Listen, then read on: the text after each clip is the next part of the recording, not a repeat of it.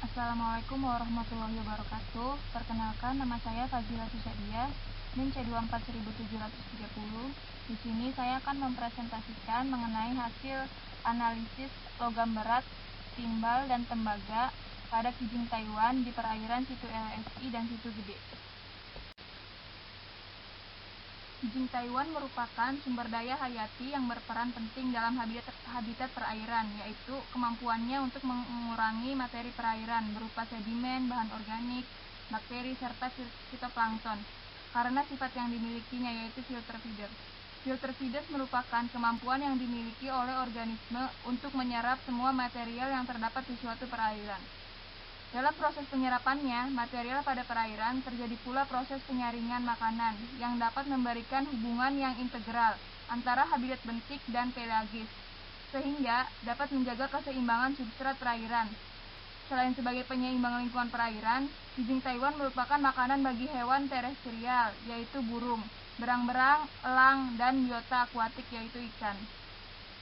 Kemampuan kijing Taiwan dalam menyerap semua material yang ada di perairan dapat menjadi permasalahan bagi organisme lain yang memangsanya. Kemampuannya yang bersifat filter feeder tidak terdapat jika terdapat bahan toksikan pada perairan tersebut, maka bahan toksikan tersebut akan diserap oleh kijing Taiwan. Jika peristiwa tersebut berlangsung dalam waktu yang lama, maka akan mengakibatkan bahan toksikan terakumulasi di dalam tubuh kijing Taiwan. Dengan terakumulasinya bahan toksikan dapat menyebabkan dampak negatif bagi kijing Taiwan, yaitu maupun organisme lain yang memangsanya. Sumber bahan pencemar yang dapat membahayakan bagi organisme perairan, termasuk kijing Taiwan, yaitu berasal dari kegiatan manusia. Kegiatan itu bisa dari pembangunan bendungan air, pembuangan limbah industri yang tidak ramah lingkungan, dan rusaknya lingkungan perairan akibat bencana alam. Kondisi perairan yang tercemar dapat berpengaruh terhadap morfometrik dan morfologi kijing Taiwan. Morfologi dan morfometrik dapat dijadikan sebagai indikator kandungan bahan toksikan logam berat pada suatu organisme yang terpapar. Oleh karena itu, analisis bahan toksikan terhadap kijing Taiwan yang terpapar dapat dilihat dengan cara menghitung meat yield, body conditioning index, soft tissue index. Kemudian setelah mendapatkan nilai meat yield, BCI, dan STI, maka dilakukan analisis menggunakan AAS. Dengan hal tersebut dapat dihubungkan dengan batas maksimum untuk dikonsumsi. Praktikum ini bertujuan untuk menganalisis kadar kandungan logam berat, timbal, dan tembaga pada kijing Taiwan pada perairan situ LSI dan situ Gede. Metode yang digunakan yaitu yang pertama itu waktu dan tempat. Yang praktikum dilakukan selama 2 kali, yaitu yang pertama itu praktikum lapang dan yang kedua itu praktikum analisis sampel. Praktikum lapang dilakukan pada hari Rabu 29 April 2020 pukul 13 sampai 16 waktu Indonesia Barat. Tempatnya itu di LSI dan situ Gede. Sedangkan untuk analisis sampelnya itu dilakukan di Laboratorium Biologi Makro Departemen Manajemen Sumber Daya Perairan Fakultas Perikanan dan Ilmu Kelautan. Alat dan bahan yang digunakan pada praktikum ini yaitu ada alat bedah, pH meter, kamera, ember, buku iden, label, jala, papan jalan, penggaris, lalu ada termometer. Nah, fungsi dari alat bedah ini sendiri yaitu digunakan pada saat kita membedah kijing Taiwan yang didapatkan dari hasil praktikum. Yang kedua itu ada pH meter itu untuk mengukur kadar keasaman suatu perairannya. Yang ketiga itu ada kamera. Kamera itu digunakan sebagai alat dokumentasi. Yang keempat itu ada ember. Ember digunakan untuk wadah biotanya, atau juga bisa digunakan sebagai untuk mengambil air. Nah, terus ada buku identifikasi. Buku identifikasi digunakan untuk mengidentifikasi sampel yang telah didapat. Lalu ada label. Label sendiri itu digunakan untuk menandai sampel. Terus ada jala. Jala digunakan untuk mengambil ikan. Terus ada papan jalan digunakan untuk mencatat sampel pada saat di lapangan. Ada penggaris. Penggaris digunakan untuk mengukur panjang dari kijing Taiwan sendiri. Lalu ada termometer. Termometer digunakan untuk mengukur suhu perairan tersebut. Kemudian ada juga di sini deometer. Deometer itu digunakan untuk mengukur kadar oksigen terlarut pada suatu perairan tersebut. Terus ada spidol permanen. Spidol permanen digunakan untuk menandai atau menulis sampel yang telah didapatkan. Terus ada trash bag. Trash bag itu nanti digunakan sebagai alat pada saat analisis di lab agar tidak kotor pada meja.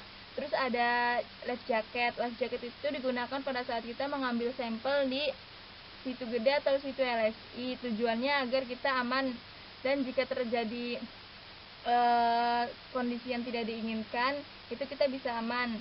Terus ada Ekman Grab. Ekman Grab digunakan untuk mengambil sampel bentos pada suatu perairan tersebut. Bentosnya itu kan ada kijing Taiwan. Terus ada perahu karet. Perahu karet digunakan untuk kita kendaraan kita ke tengah perairan tersebut. Kemudian itu ada prosedur kerja. Prosedur kerja di lapangan yaitu dilakukan pada titik sampling yang telah ditentukan di 3 titik, yaitu inlet, tengah, dan outlet.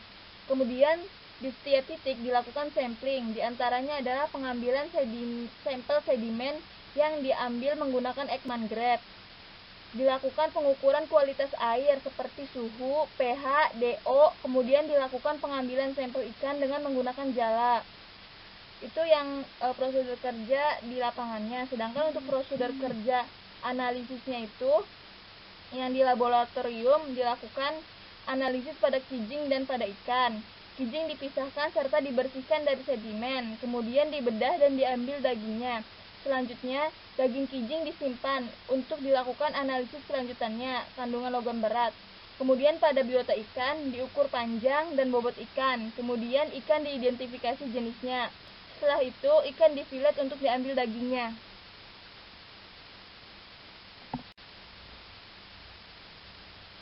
Hasil pengukuran kandungan logam berat kijing Taiwan yang dianalisis kadar logam berat timbal dan tembaga di dalam dagingnya diperoleh pada tabel 1, yaitu tabel perbandingan konsentrasi logam berat pada kijing Taiwan di situ LSI dan situ gede. Terlihat di situ bahwasannya pada situ LSI kandungan PB-nya itu 3,3217, sedangkan untuk tembaganya itu dia 4,1907. Sedangkan pada kandungan PB pada situ gede itu sebesar 1,6087, lalu pada kandungan tembaganya itu ada 3,4483. Berdasarkan hasil yang diperoleh pada tabel 1 itu dapat diketahui bahwa konsentrasi PB pada daging kijing Taiwan yang berasal dari situ gede lebih besar dibandingkan dengan CU-nya. Nilai PB-nya itu sebesar 1,6087 mg per kg. Nilai konsentrasi tembaga pada kijing Taiwan yang berasal dari situ LSI lebih besar dibandingkan dengan yang berasal dari situ gede, yaitu sebesar 4,1907 mg per kg.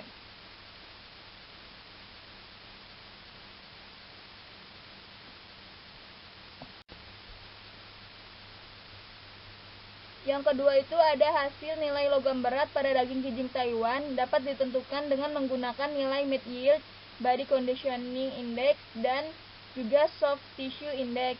Berikut ini merupakan tabel meat yield, body conditioning index, dan soft tissue index. Pada tabel 2 itu terlihat bahwa nilai MY-nya itu pada situ gede lebih kecil dibandingkan dengan situ LSI. Situ gede itu nilainya 0,23, sedangkan pada situ LSI itu 0,16. Nilai BCI pada situ gede lebih kecil dibandingkan dengan situ LSI. Pada situ gede yaitu 0,57, sedangkan pada situ LSI itu 0,56. Nilai STI pada situ gede lebih kecil dibandingkan dengan situ LSI. Pada situ gede itu nilainya 0,16, sedangkan pada situ LSI itu 0,14. Berdasarkan hasil yang didapatkan, bahwa nilai MY dari Kijing Taiwan pada situ gede lebih besar dibandingkan dengan situ LSI, yaitu sebesar 0,23. Nilai BCI-nya itu diperoleh yang lebih besar itu di situ gede, yaitu 0,57. Namun nilai BCI yang diperoleh memiliki selisih sedikit dengan situ LSI, maka nilai STI pada situ gede sebesar 0,16, yaitu lebih besar dibandingkan dengan Kijing Taiwan dari situ LSI. Berdasarkan hal tersebut, dapat disimpulkan bahwa nilai ketiga logam berat yang telah diperoleh pada situ gede lebih besar dibandingkan nilai yang di situ LSI. Selanjutnya itu ada tabel ikan, tabel 3. Tabel 3 itu mengenai tabel nilai maksimum tolerable intake atau MTI yang dapat dikonsumsi oleh orang dewasa. Berdasarkan tabel di atas, dapat diketahui bahwa nilai tembaga untuk setiap nilai baik PTWI, MWI, dan MTI lebih besar dibandingkan nilai timbal. Hal tersebut disebabkan karena nilai konsentrasi tembaga pada Kijing Taiwan lebih besar dibandingkan dengan konsentrasi timbal.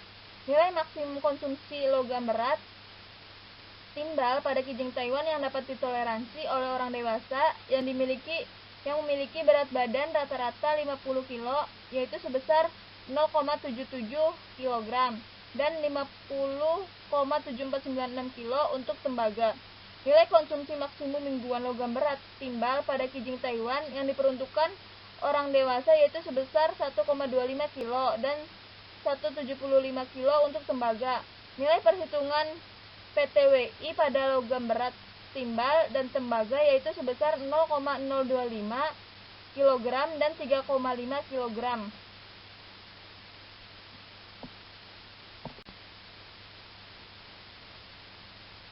Perhitungan batas maksimum konsentrasi logam berat timbal dan tembaga pada daging Kijing Taiwan yang dikonsumsi oleh manusia dalam waktu 1 minggu dan MTI untuk anak-anak dapat dilihat di tabel 4. Dapat diketahui juga berdasarkan tabel 4 bahwa nilai tembaga setiap parameter yaitu PTWI, MWI, dan MTI lebih besar dibandingkan dengan nilai timbal. Hal tersebut disebabkan karena nilai konsentrasi tembaga pada Kijing Taiwan lebih besar dibandingkan dengan konsentrasi timbal, sehingga nilai yang diperoleh dari parameternya itu lebih tinggi. Nilai maksimum konsumsi logam berat timbal pada Kijing Taiwan yang dapat ditoleransi untuk anak-anak yang memiliki berat badan rata-rata 15 kg yaitu sebesar 0,6033 kg dan tembaga yaitu sebesar 181,0358 kg.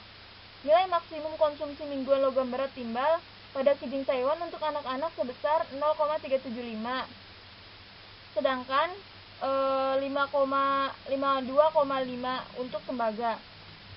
Nilai PWTI yang diperoleh dalam perhitungan pada logam berat timbal dan tembaga yaitu sebesar 0,025 kg dan sebesar 3,5 kg.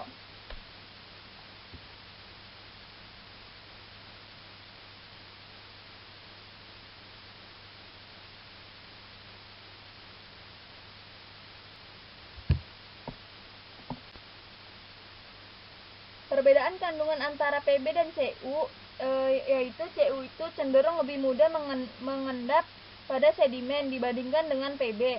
Hal tersebut yang menyebabkan akumulasi logam CU pada sedimen lebih tinggi dibandingkan dengan PB. Kemampuan logam berat dapat mengikat asam amino mengikuti urutannya itu sebagai berikut berdasarkan Supriyantini dan Sunarjo 2015. Urutannya itu ada Hg lebih besar daripada CU lebih besar daripada NI lebih besar daripada PB lebih besar dibandingkan CO, dan CO lebih besar dibandingkan dengan CD. Akumulasi logam berat yang terjadi pada biota dapat disebabkan oleh adanya kontak organisme dengan medium perairan yang mengandung bahan toksik. Interaksi langsung akibat terjadinya perpindahan bahan toksik dari lingkungan air ke dalam atau ke permukaan tubuh ikan.